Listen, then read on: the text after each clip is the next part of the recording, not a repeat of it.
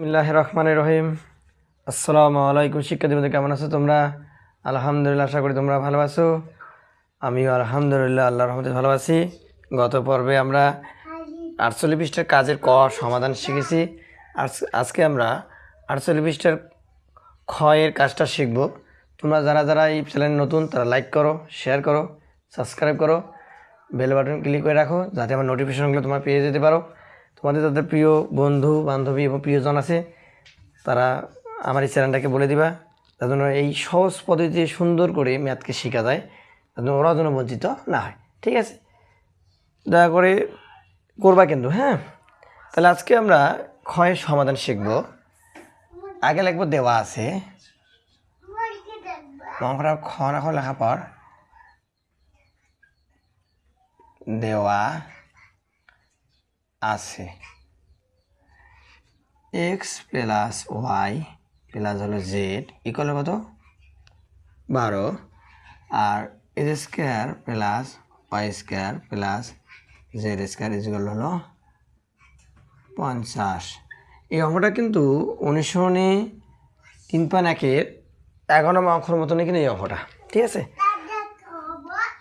অতএব আমরা প্রদত্ত রাশি লিখব। প্রদত্ত রাশি অঙ্কটা উঠাই আমরা এক্স মাইনাস ওয়াই এর উপর হোল স্কোয়ার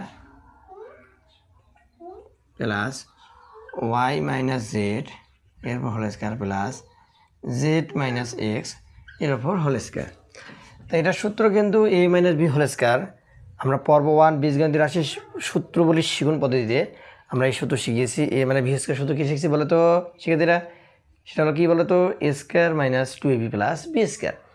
তাহলে আমি সেই হিসেবে এটা যদি ফেলাই তাহলে এক্সের উপর কী হবে, x square minus 2x y plus কী হবে ওয়াই স্কোয়ার এই প্লাস প্লাস। তাহলে এটা ওয়াই মাইনাস জেড, তাহলে কী হবে y square minus 2y z plus z square plus plus গুণ করলে কোনো পরিবর্তন হয় না, বুঝছো? চিহ্নের কোনো পরিবর্তন হয় না।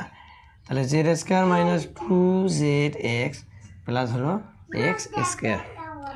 দেখো এজ স্কোয়ার যোগ করলে হয় 2h স্কোয়ার, ওয়াই স্কোয়ার যোগ করলে হয় কত 2y স্কোয়ার, জেড স্কোয়ার কত হয় 2z square minus 2xy minus 2yz, 2xy minus 2yz minus হলো কত 2zx।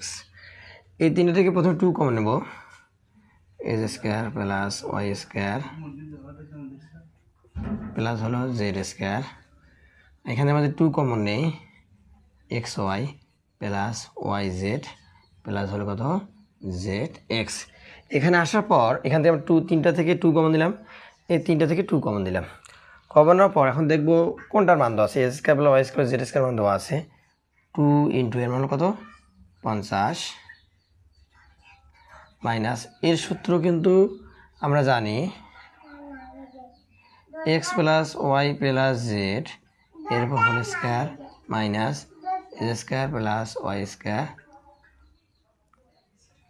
প্লাস কত জেড স্কোয়ার। বুঝতে পারছো?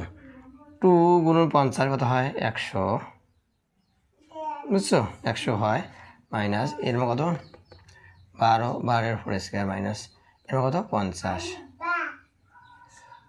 এখন 100 12 পেন্সিল কত 12 ডবল গুণ 12 কত ডবল গুণ 12 গুণ 12 কত হয় 144 মাইনাস 50, 100 বিয়োগ,